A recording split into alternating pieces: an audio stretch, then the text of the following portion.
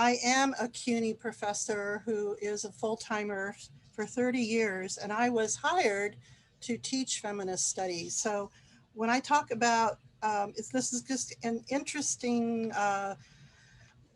turn on Connor's talk because I have been academically mobbed. So I want to talk about academic mobbing and what some of its reasons are and how it occurs and how it can be gendered and racialized and made discriminatory. But I just want to go back a few minutes to this concept of the neoliberal you, as I'm calling it. And I think, David Lau, that I think it is an important series of concepts because going back to what Lynn Hegenian was saying, there are so many ironies in the concept of freedom. Wendy Brown's book, In the Ruins of Neoliberalism, is an excellent place to start with neoliberalism, quoting, as she says, it's a permanent inoculation of market liberal orders against the regrowth of fascistic sentiments and totalitarian powers. So that Mount Pelerin society that Lynn Hegenian was talking about in 1949 was very well intended. They were trying to not let European fascism or fascism in America happen again. What they did, though, is they opened the floodgates for a different kind of fascism. And through the Pelerins, as they're called, or the Chicago School in the US, because these were all men who, quote, and I'm going back to Wendy Brown, dreaded political mobilizations of an ignorant, aroused citizenry and looked to market and moral discipline and a severely unleashed democracy to pacify and contain it. So you can hear the forces here. So there was this attempt to open markets and get the state out of the business of society and economics. But what happened was they built this Frankensteinian creation, in the words of Wendy Brown, full of, quote, violent exclusions and assaults for resecuring white, male, Christian hegemony. This revolution aimed at releasing markets and morals to govern and discipline individuals while maximizing freedom, but it did so by demonizing the social and the democratic version of political life. Now, it's Henry Giroux who has really written well on neoliberalism in the university, and he calls it, he says it's become its own form of common sense, producing a template for structuring not just markets, but all of social life. That's his interview in Neoliberalism's War on Education. Today, neoliberalism functions by inhabiting these public institutions of education, platforms that are about privatization, deregulation, economizing, and subjecting the relation of everyday life to the dictates of privatization and commodification. Well, I hope all this sounds pretty scary in terms of structuring education. And it's interesting to hear Connor talk so beautifully. He's done all this great archival research at City College about the heyday of the 60s and the early 70s, when people like Adrienne Rich, June Jordan, Audre Lorde taught under someone who's very famous in composition studies, Nina Shaughnessy, and they evolved the SEEK program, and they had open admissions, and they had the student revolutions, but then of course they built a building called the NAC, North Academic Complex, to suppress the revolution, a big concrete monster without seating or without a place for people to engage. They hired all these adjuncts, and of course the women were always the adjuncts. So have things changed today? I don't think so. My own department, when it was able to hire a few years ago, hired only white men in the literary studies positions. And there has been no hiring since, only white men. I have protested that time and time again, and of course I am the mobbed professor, so I am not allowed to talk about it. I'm not heard or whatever. When there was the first candidate for a Black woman to become our dean, we have never had a dean of humanities and arts who has been a person of color or a woman in the full-time capacity. So when we had a Black woman who was shortlisted, the chairs of humanities and arts signed a petition to the then president Koiko, Lisa Koiko, who was later raced out of town herself, pushed out of town, one of two women presidents who were both pushed out of town by their own deans and faculty. And this petition asked President Koiko, who was already having political problems, to do not put this woman on the short list. So of course the two white men were left and they hired one of the white men. Okay, so this is what's been happening there. And so very much a racist and gender-based, divisionary gender-based society has been set up. I tried to talk a little bit about the polarities that structure neoliberalism in my introduction today. And what I think the connection with mobbing, and I've been thinking a lot about this in writing and researching, so my thoughts are still kind of in flux, but you have very few full-time professors, first of all, who require benefits like job stability, healthcare, retirement accounts, right? And then you have this vast majority of teachers who are adjunct instructors, who are, I call them the abject of the system. They are unrecognized. Most of us don't know their names, and they are contingent. They are hired and they're gone. So they're not usually at department meetings. They do not participate in policy, and they can be fired like that, and they are fired like that. Under the pandemic, John Jay College, one of our cousin institutes under the CUNY umbrella, fired all of their adjuncts. That was their way of dealing with 25% cutbacks. My department, to its credit, did not do that exactly, but did some other things which were like very concerning in terms of pedagogy, to save that kind of money that was impressed on them by the administration. So you have these full-time professors, and you have this vast underclass doing so much of the teaching work that is unacknowledged, adjunct, paid not a living wage, and with almost no medical benefits, no retirement account, no dentists, nothing, just support themselves really as humans, like in a city like New York. And then you have what I call the wizard behind the thin curtain, the neoliberal administration, nearly invisible but very well paid as corporate style managers today to form one of those elite classes that's so important to neoliberalism inside the university, and perform as controlling puppeteers within faculty-student relations. Now, students their subjectivities are being molded under neoliberal late capitalism as consumers. So more and more students are viewing their hard-earned tuition. And by the way, that free tuition and that open tuition of CUNY has now completely gone the reverse. I mean, tuition is one of the highest state tuitions in the country at CUNY, which is pretty abominable when you realize that student body now is, in fact, mostly immigrant families, people of color, often first-generation college goers, and people who don't have the kind of money that it takes to go usually to college. So students are already paying this really high amount. They feel that is their, that it's their prerogative. The professor becomes kind of like a shop girl in the classroom, and is there to help, convey some kind of product. But under the neoliberal university, the classroom is also a kind of surveyed stage upon which a performance is unleashed that I'm saying is triangulated.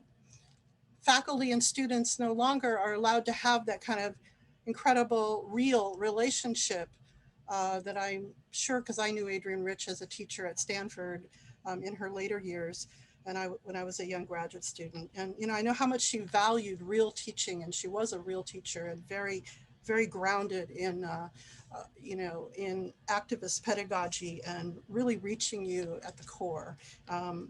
I used to leave her classes in a daze, just amazed that we could have those kind of conversations at a university like Stanford, which I didn't fit into either because I was a poor single parent at the time.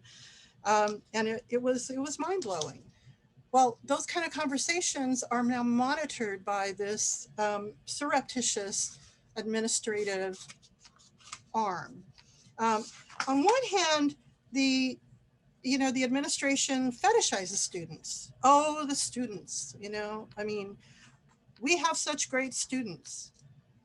And yet there are, no student services. There is high tuition and promises for increasing tuition.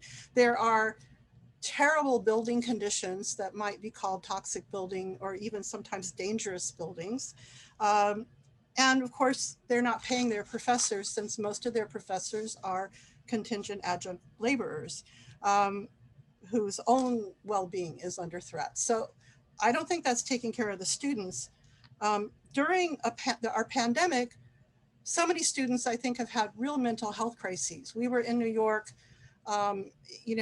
barricaded in small apartments, literally for months with, and so I thought, some of my students, I felt like, they were very stressed out and still are to a certain degree. But when the pandemic hit New York City so badly last spring, they were very stressed out, and our classrooms had to become a kind of space where we could talk about what was happening in our lives because of the pandemic.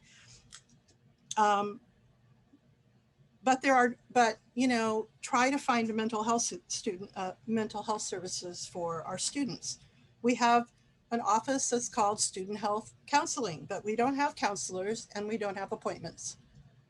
Okay, so one of the things that happens with the neoliberal university is this kind of huge fetishism of the students, that courses are driven by student demand and by those students in chairs, by course evaluations, which have been shown pedagogically to be completely biased towards women and minorities, but they continue to use those as if they're the real evidence of teaching.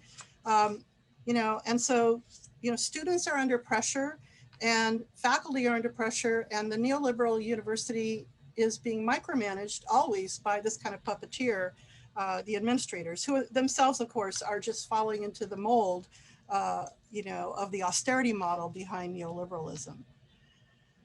So there are these multiple levels of conflict, anger, rage, and often the source cannot be traced, overlorded by a body of administrators who are themselves, maybe they used to be a professor or they were students, but they've risen the ladder because they are adept at manipulating the neoliberal values and the social codes. They wear the right suit, they speak the right speech. So I'm going to call this part, I'm going to get into the mobbing now, and I'm calling it the social origins of the species of mobbing. I'm going to start with a little song lyric. I've got crows at my window, dogs at my door. I don't think I can take anymore. What am I doing wrong? I don't know.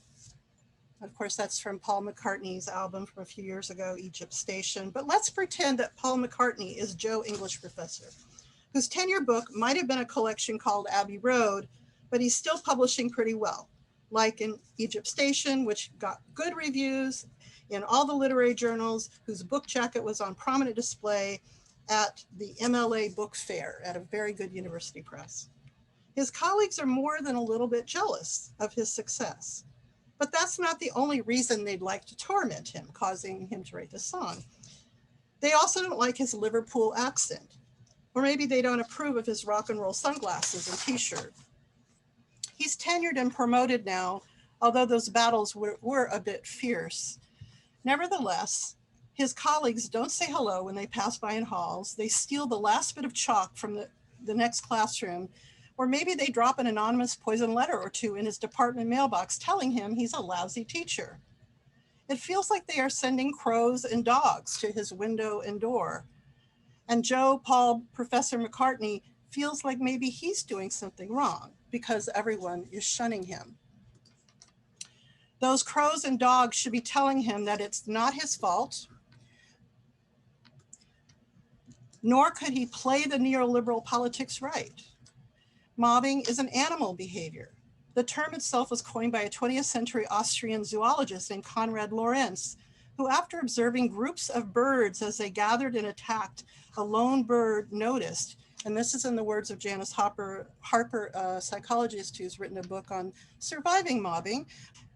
This is, of course, a scene from The Birds. You will see, Hitchcock's The Birds, that when a lone and unfamiliar bird or predator strays into the territory of a group of birds or other birds, they join in, circle the intruder, swooping and swooning, striking the intruder repeatedly with hard, swift blows, which are not lethal at first. They're intended to scare off the intruder. Yet if the intruder remains, the blows will increase until they become increasingly aggressive and draw blood, circling again and again. So again, this is Janice Harper, author of a book on mobbing, and academic mobbing in particular, writing about the Austrian zoologist and what he discovered.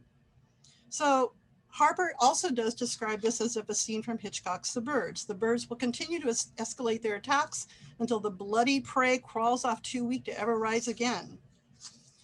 Harper quotes the character Mitch, and I'm going to start playing this now. Just imagine the Bodega Bay School, and you all know the plot to this, is our neoliberal university. So this character of Melanie, who's kind of an upstart, snobby, upscale woman from San Francisco, comes into this northern small town, in the 60s, California of the 60s. And she's going to visit her friend, who is teaching school, played by Suzanne Plachette. So this coiffed and beautiful Melanie, Tippi Hedren, playing Melody, goes into the school and she nods to her girlfriend. She seems in complete control. I'm gonna squeeze through here. She comes back out to wait for her girlfriend. And then there's this eerie moment where she sits down to smoke a cigarette. Okay, so she doesn't see the first bird behind her. She lights up a cigarette, takes her puff. Then she's going to nervously turn around again to see that there are 3 birds on the swing set and monkey bars of this children's playground. Well, later, of course, Melanie Tippi will be punished for all of her transgressions. In this scene, we only see a mob of birds showing up behind her as she smokes her illicit, sexy cigarette. All right, so there they are. And, nothing happens to her in this scene, but of course, later in the scene, she is playing a prank. She's a woman with a voice and a woman with, who wants to do things her own way. So she secretly enters her boyfriend Mitch's house, leaves a pair of lovebirds in the cage.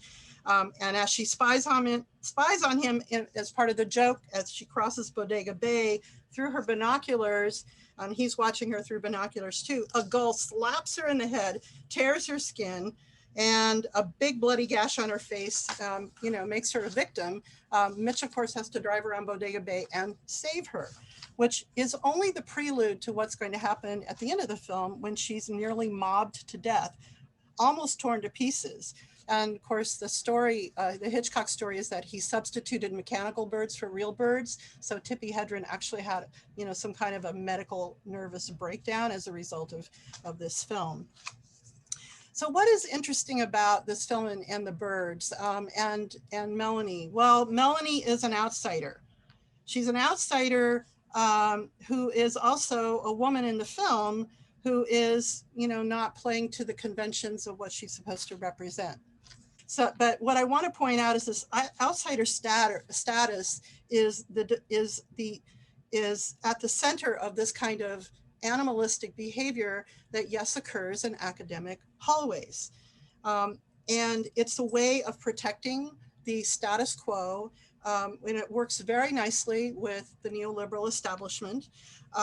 First, race and gender or color can be very much the basis of a mobbing attack. The research that one does, it can be the reason for a mobbing attack. While, as Connor pointed out, all of these women were adjuncts, they did not threaten the status quo and become full-time professors. So in my department, that was a very big issue for me as a woman and who was hired to do feminist theory. Geographical origins can also be a reason for mobbing, and think about the mix of people that enter into academic departments. And sometimes there is a home base of local people. So that can also create academic mobbing. But I also think that the tensions that the administration in the neoliberal form of the university exert is creating student mobbing, is creating faculty on faculty mobbing. And some of the ways in which you can experience mobbing would be sexual harassment comments, being excluded from key departments, key department and university work groups, like, key committees, hiring committees, etc. Gossip, of course. If you do a special project on behalf of the group, you're not recognized for it. You're denied deserved tenure and promotion if you are a full-timer. I don't think this applies to adjuncts because they are out the door, before they get fully mobbed. There are poor course assignments. The mobbing target will often be named and attacked in group electronic platforms like email lists or on social media. I'm going to be revising this paper. I'm out of time, so I'm going to just sum up as part of the Chantal Seren issue. And I'm hoping many of my colleagues on participants will be doing the same. But I'm going to write a text that's called the Mobbers Discourse. And since a lot of the comments made to me were sexual harassment ones, I'm trying to turn this into a poem. You'll get the job, you have the sexiest legs. Poor baby, you were in rompers when your feminist theory courses are basket weaving. Your hair is too blonde, your eyes are too blue, your skirts are too short. She is showing cleavage. Were you afraid, said by a dean when they were defunding the university and I was untenured? Were you afraid, said the dean with a student complaint? She shouldn't have written a book, the dean to the affirmative action office, explaining why he is not in favor of my tenure. You're a terrible teacher and you know it, signed G, anonymous letter typed in my English department mailbox. Tenure denied, good luck everywhere else. And that's the end of my presentation.